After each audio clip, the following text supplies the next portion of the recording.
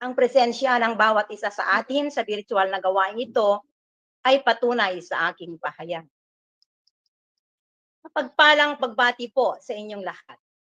Sa ating Education Program Supervisor in English, Sir J. Gallegos.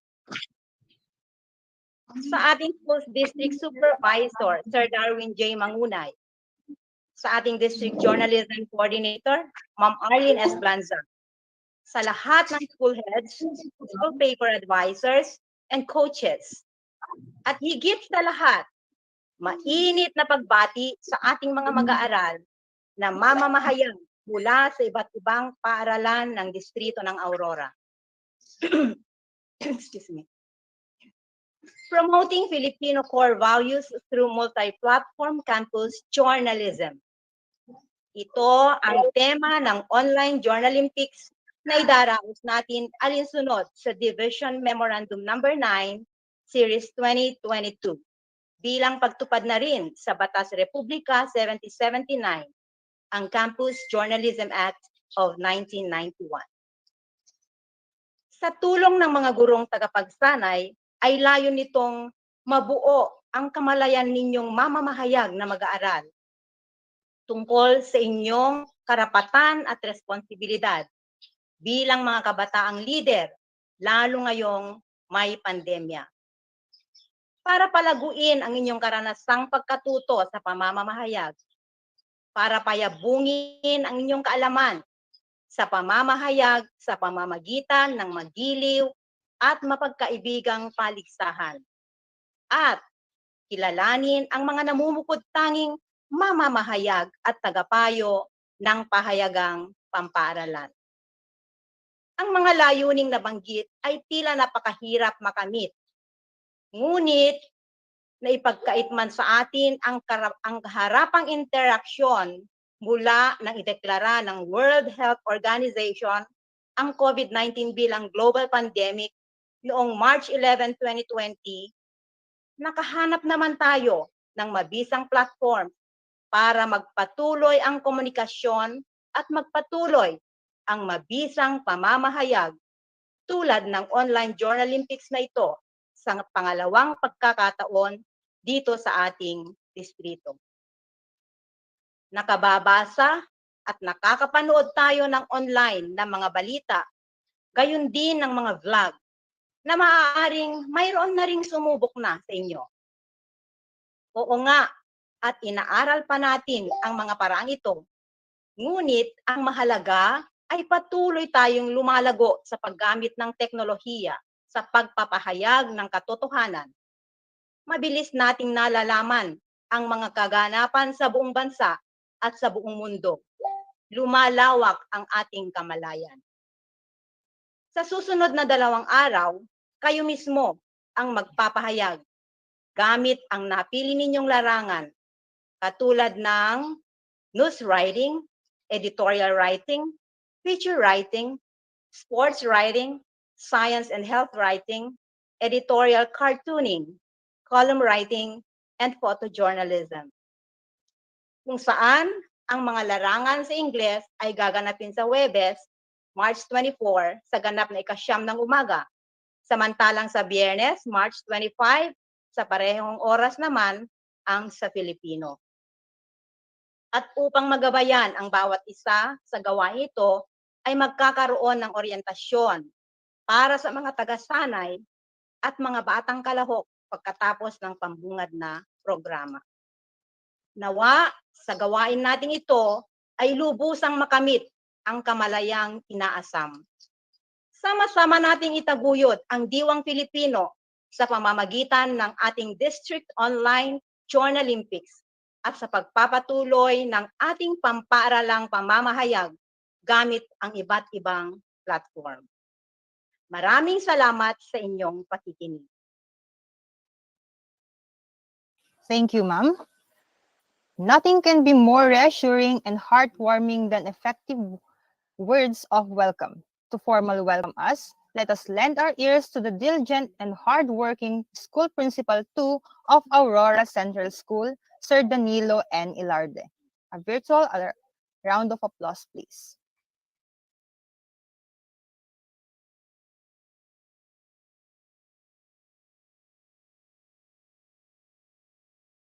Sir, excuse sir. Sir, naka-mute sir. Thank you. Thank you, ma'am. To our education program supervisor in English, and at the same time, the outstanding in journalism, Sir J. Gallegos, our very active and workaholic district supervisor, Sir Darwin J. Mangunay, Doctor of Education, different school heads of district, the region head of Region 1, Dr. William V. Mauricio of Diamantina Elementary School, Dr.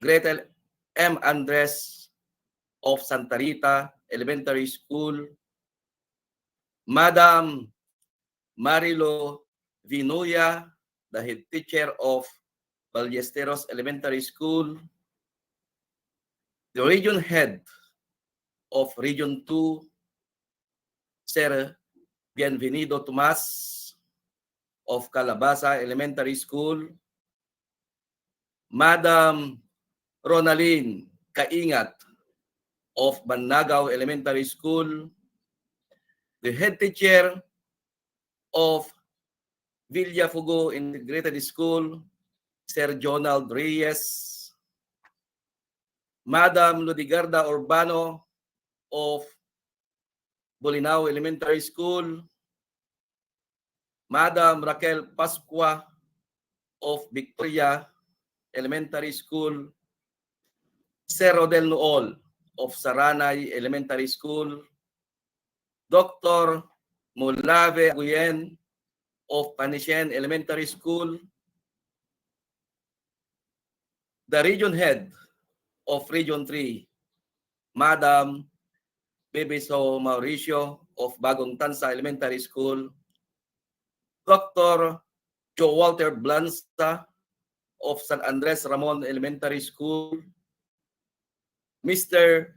Bailon Mumbawa of Macatal Elementary School, Mr. Roger Santos of San Trino Elementary School, the teacher in charge of Banawag Elementary School, Madam Maricho Sagusio, the region head of Region 4, the Principal 2 of Esperanza Elementary School, Sir Roger Natividad, the Principal 2 of Bagnos Integrated School, Sir Valentin Lacar Jr., the Principal of Malasin Elementary School, Sir Roland Santos, the teacher in charge of Rizalina Elementary School, Madam Flor Delisa Luna, teacher in charge of Nampikwan,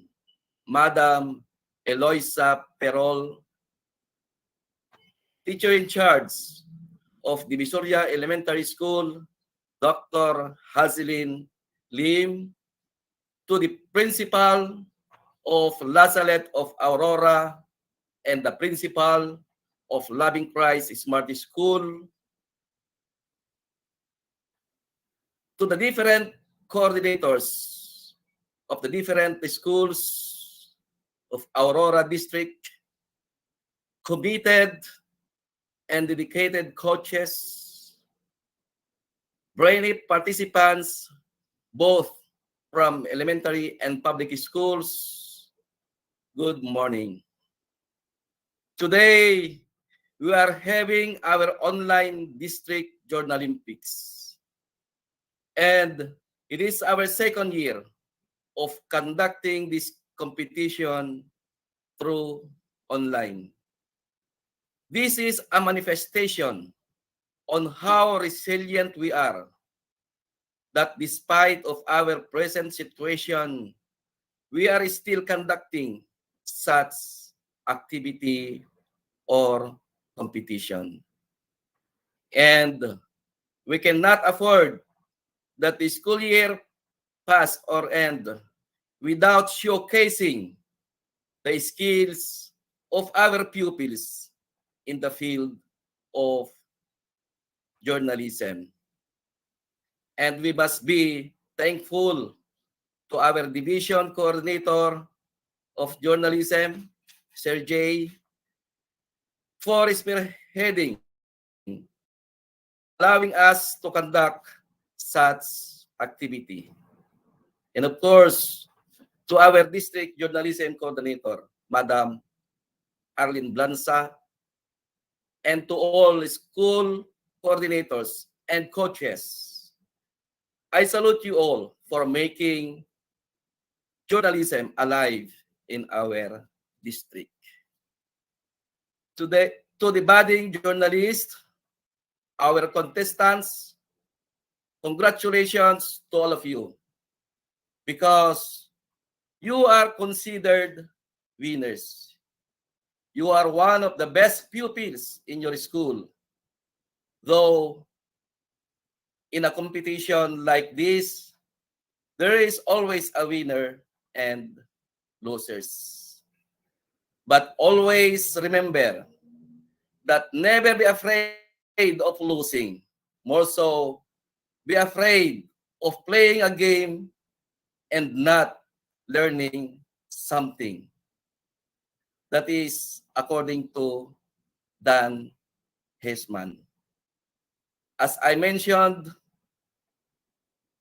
you are already winners because of the learnings and experiences that you will be gained in this competition. And of course, the friendship that you will establish, which is more important than a trophy or awards that you will be receiving. At this juncture, on behalf of the total populace of Aurora District or officialdom of Aurora District, and the men and women who are behind this endeavor, welcome to this 2022 District Online Journalympics. Good luck to all of you, and congratulations to the would-be winners. Again, welcome. God bless us all, and good morning. Thank you. Thank you, sir. Involvement of oneself in such activities like this would help us learn new skills, brush up hobbies, and paves way for self-development and contribution. And speaking of involvement, may we welcome to the screen the dynamic and talented school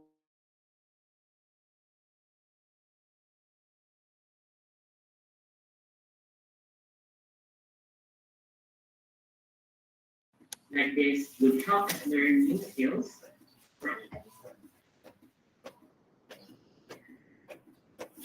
To the brilliant program supervisor in English, Sir J.J. Gallegos, the very supportive schools district supervisor of Aurora District, Dr. Darwin J. Mangunay, enthusiastic school heads, committed paper advisors, and energetic pupil writers. A pleasant morning to everyone.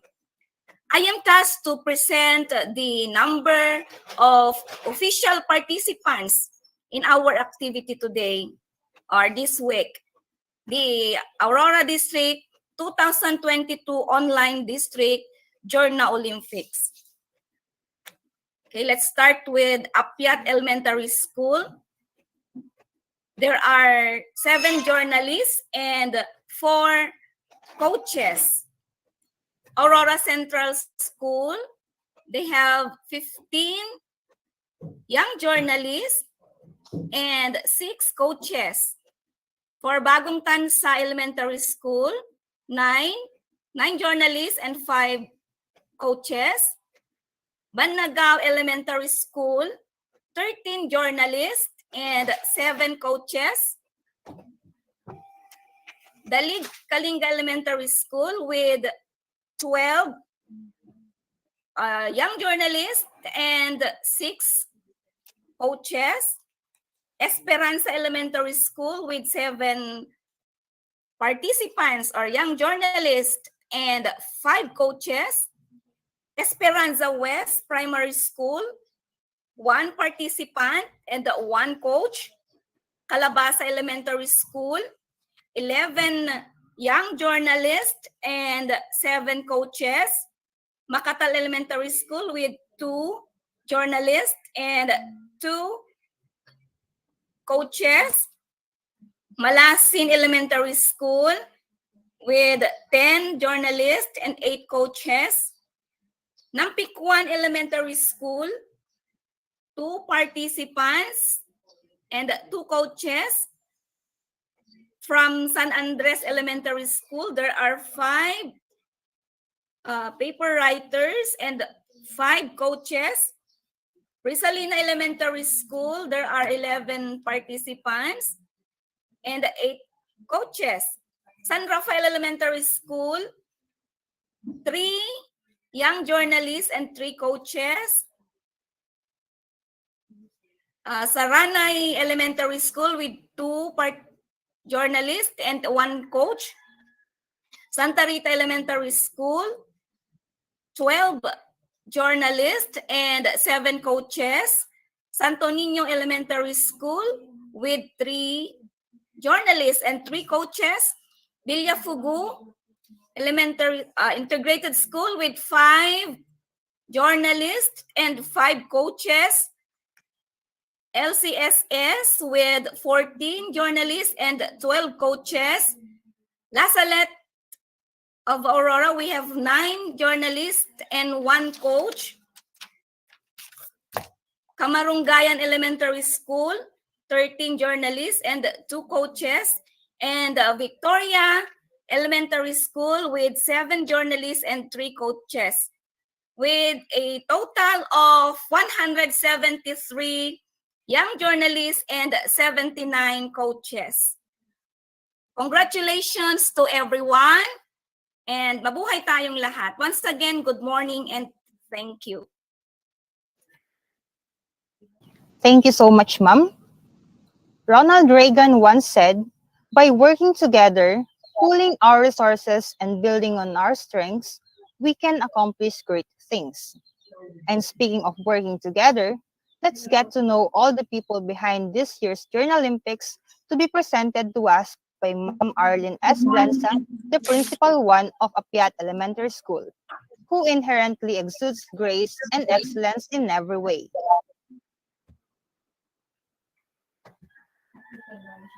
Thank you so much, Ma'am.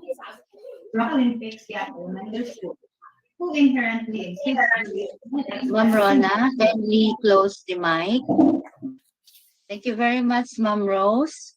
To the official Dome of Schools Division Office of Isabela, headed by our courteous and witty Schools Division Superintendent, Dr. Madeline L. Macaling. To our very smart and workaholic education supervisor in English, Sir J.J. Gallegos.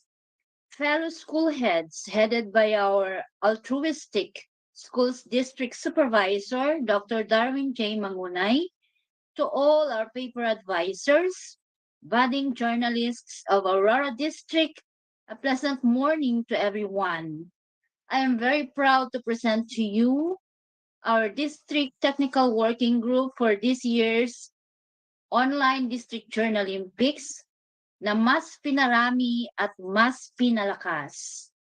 To start with, to our assistant to the managing of the activity, Madam Jocelyn T. Maneja of Aurora Central School. Kindly open your cam, ma'am. As I call the names, paki-open po ang ating cam para makita po kayo ng ating mga participants. For our district online technical team leader, Dr. Christine B. Apaga. of Esperanza Elementary School. For the layout of certificates and other activities, Sir Alfredo III es Respicio of Apiat Elementary School.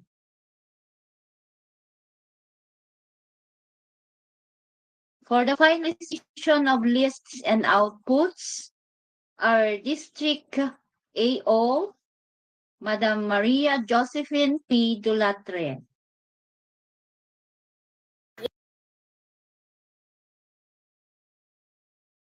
For the printing of memorandum certificates, Ma'am Flora L. Turqueza and Ma'am Juna F. Galestre. And for the individual contests, virtual room monitors, we have first here the tandem, Madam Jocelyn T. Maneja of Aurora Central School and Ma'am May Q. Molina of Bagong Tansa Elementary School for the news writing, English, and Filipino. For the editorial writing, English and Filipino, we have Ma'am Perlita S. Quiroz of Camarungayan Elementary School, their school head, and Ma'am Maiden Claire V. Baguno of Santa Rita Elementary School.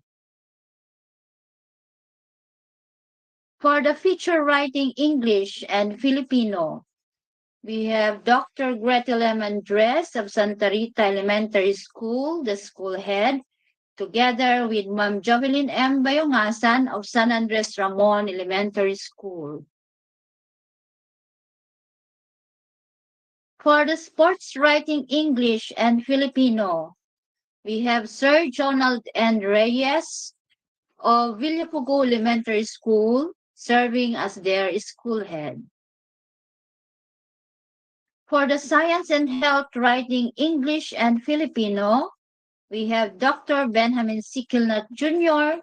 and Ma'am Marilyn Similan of Calabasa Elementary School. Sir Benji is from Diamantina Elementary School. For the editorial cartooning English and Filipino, we have Ma'am Jubel M. Ripolo of Macatal Elementary School and Ma'am Krisa May Amelarde of Santa Rita Elementary School. For the column writing English and Filipino, we have Ma'am Ronaldine P. Kaingat of Banawag Elementary School as their school head, and Ma'am Grace G. Verdillo of Santa Rita Elementary School.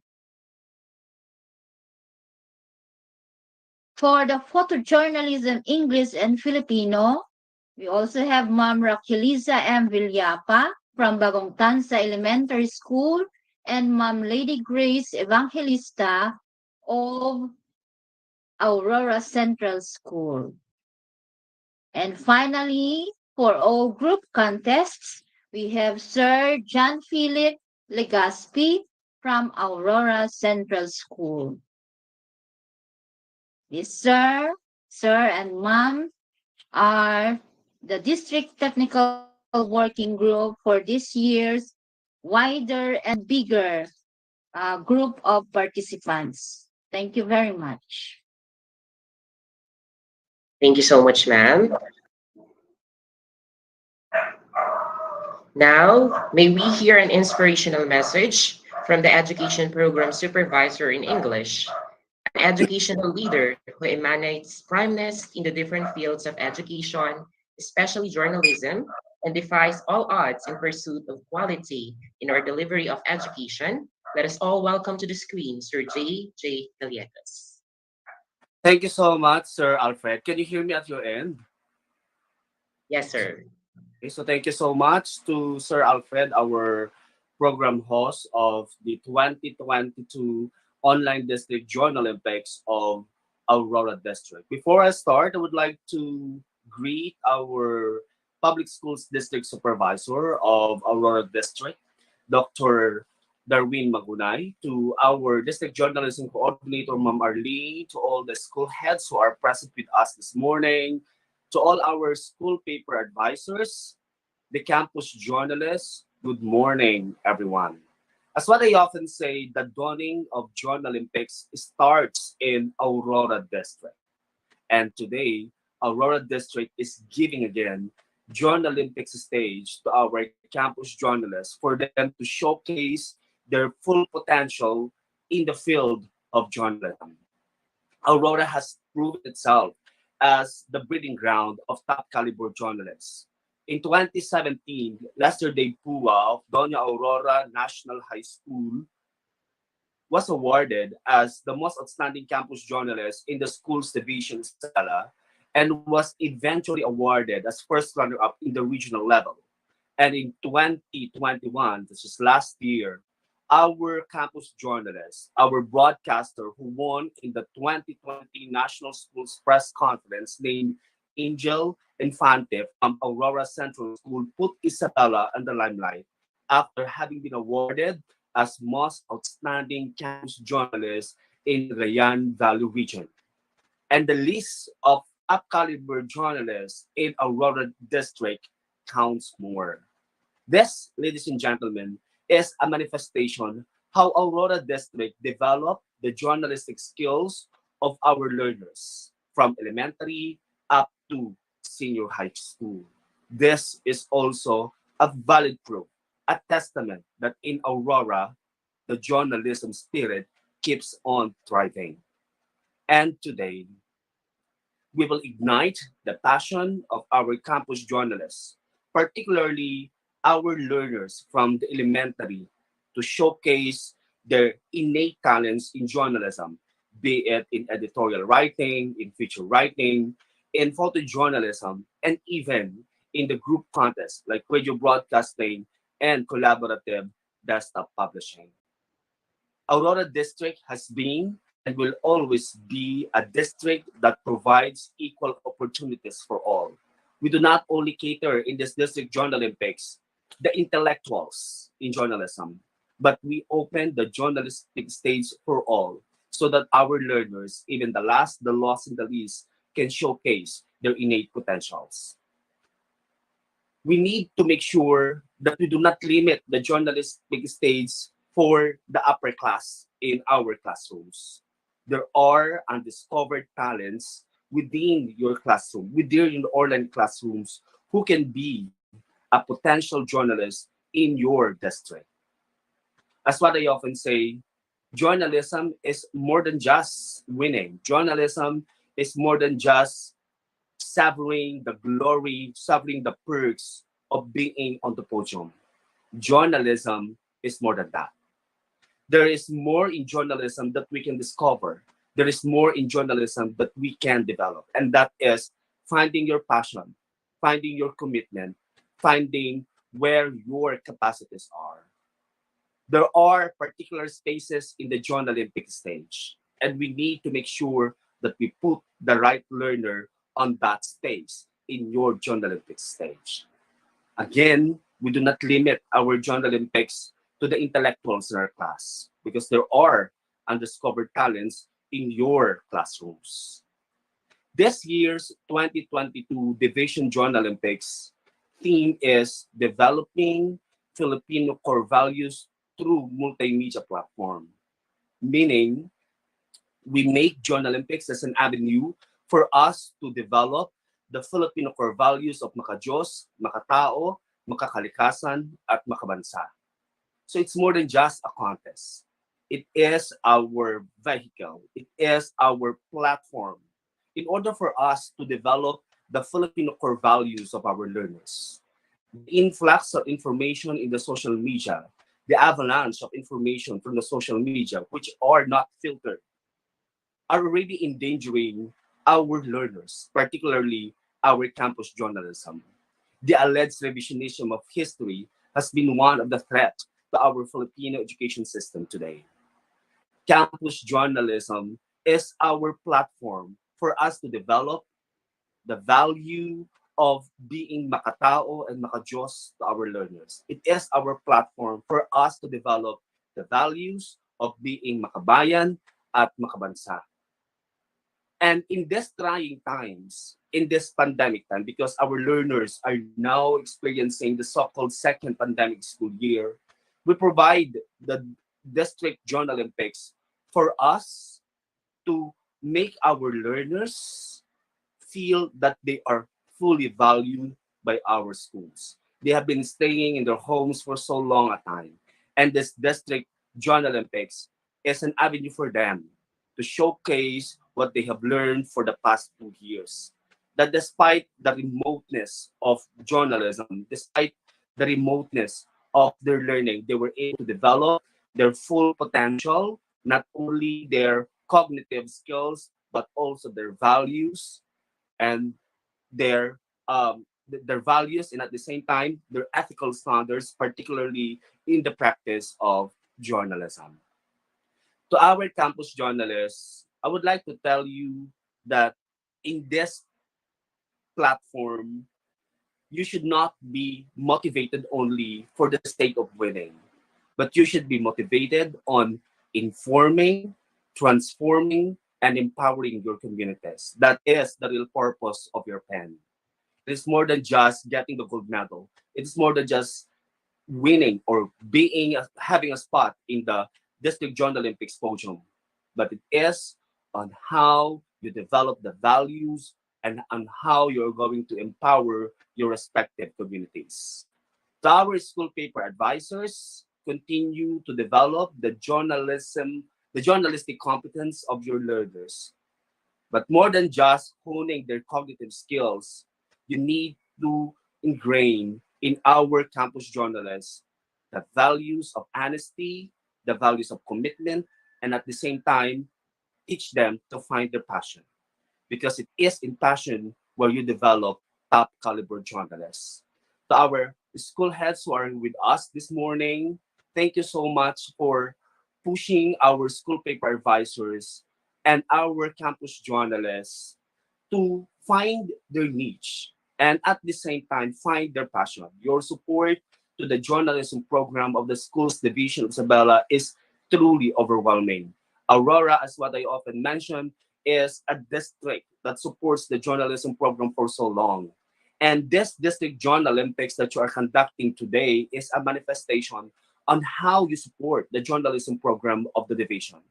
And we hope that in this district journalistic, you will continue to develop top caliber journalists, just like the caliber of John Lester de Pua, or just like the caliber of Angel Infante, because you are the cultivator of top caliber journalists in the schools division of Isabela.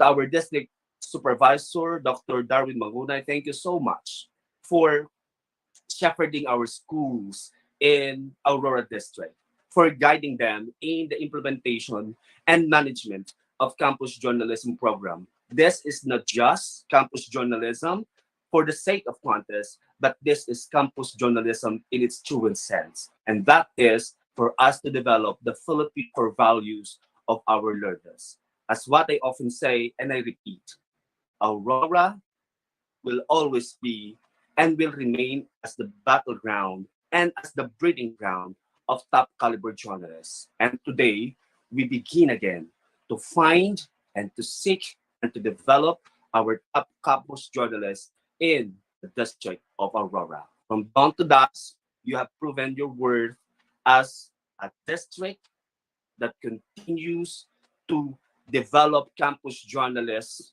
with its truest sense. So all of you, thank you so much, and may your breed multiply.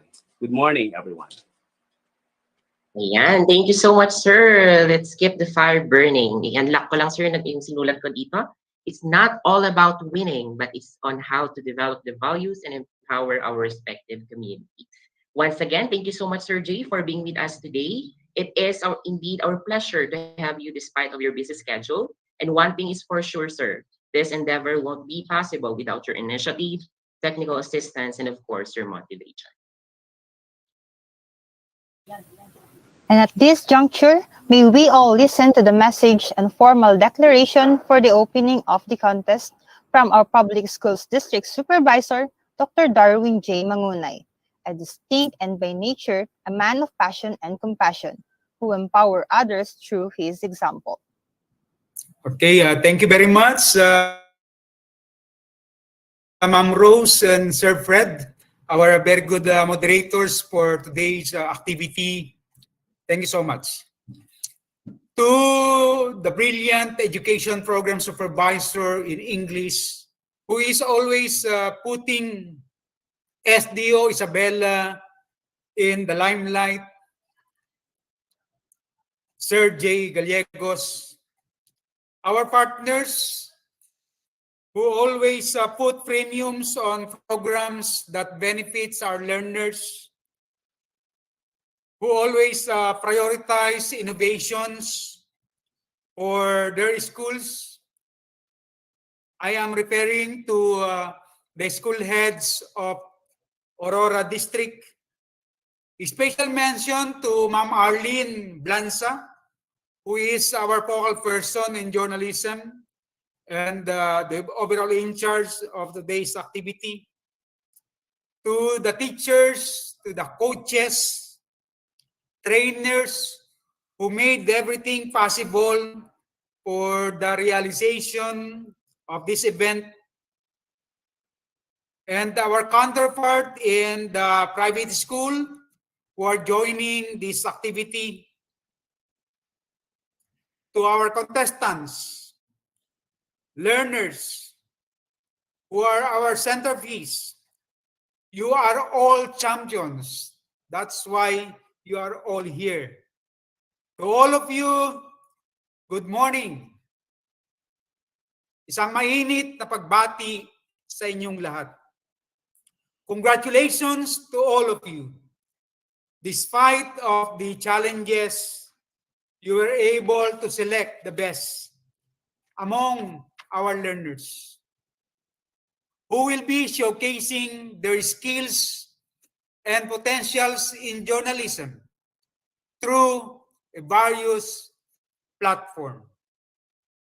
This is one of a kind activity, and this is not an easy task for our learners. My compliments to the teachers and coaches who trained our pupil contestant. You really exerted your effort for this. My felicitations also go to the parents. Iparating ninyo ang aking taus-pusong pasasalamat sa kanila sa paggabay nila sa kanilang mga anak.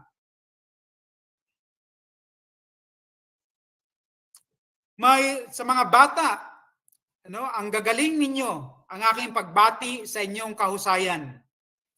Ipagpatuloy ninyo ang napakagandang gawain tulad nito.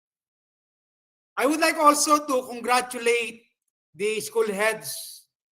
You have an extraordinary performance to ensure the success of this activity. To all of you, my warmest congratulations. And now, in my capacity as the school's district supervisor of Aurora District, I now declare the 2022 online district Journalympics formally opened. Again, congratulations, keep safe, and mabuhay tayong lahat. Again, thank you so much, Sir Darwin, for your utmost support in unleashing the potentials of our clienteles and, of course, our learners. We have two separate times for our orientation. We have the English medium, at the same time the Filipino medium. So we are done with the first part of our opening program. May we welcome on the screen Ma'am Arlene Blanza to discuss to us our board orientation procedure. Take it away, ma'am.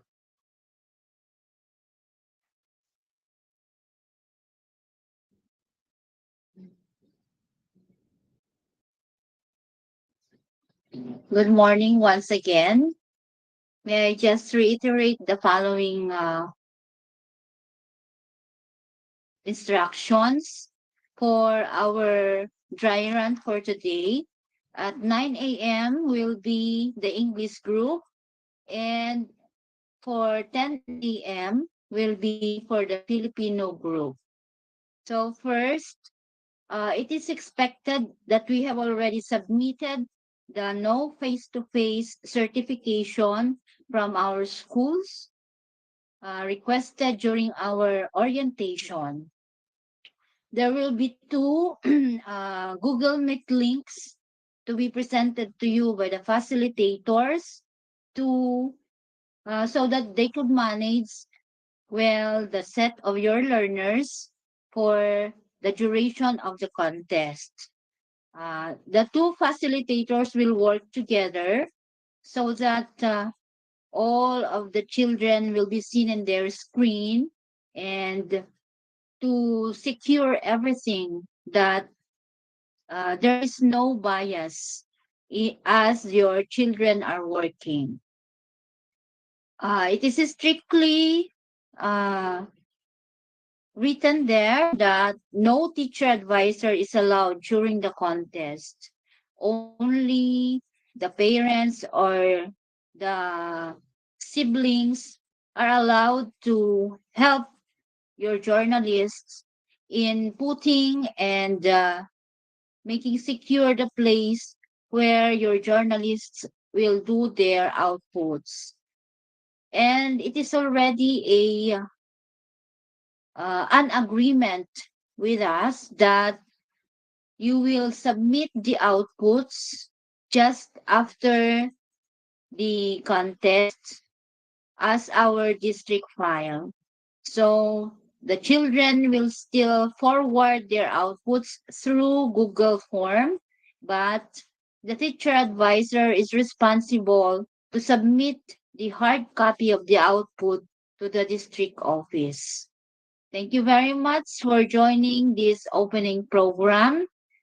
Let us proceed to our own group chats, and the facilitators will do the communicating with you as we go on with our dry run this morning. Happy working, everyone.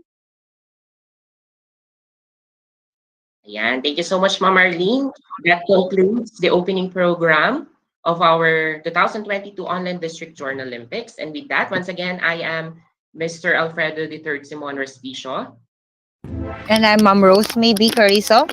now signing off. Thank you so much po, and stay safe. Thank you and God bless.